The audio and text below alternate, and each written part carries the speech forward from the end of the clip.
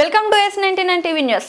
నల్గొండ జిల్లా కేంద్రంలోని ప్రభుత్వ ఆసుపత్రుల్లో ప్రభుత్వం తమకు గత 5 నెలలుగా జీతాలు ఇవ్వడం లేదని నిరసనకు దిగిన అవుట్సోర్సింగ్ ఉద్యోగులు మంత్రి కోమటిరెడ్డి వెంకటరెడ్డి దగ్గరికి వెళ్లిన కలెక్టర్ గారికి చెప్పినా ఎలాంటి ఉపయోగం లేదని ఉద్యోగుల ఆందోళన ప్రభుత్వం వెంటనే స్పందించి తమ 5 నెలల జీతాలు చెల్లించాలని డిమాండ్ చేస్తున్న అవుట్సోర్సింగ్ కాంట్రాక్ట్ ఉద్యోగులు.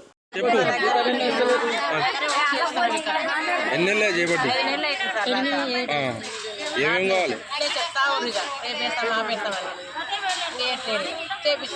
ఎవరెవరి దగ్గర పోయారు?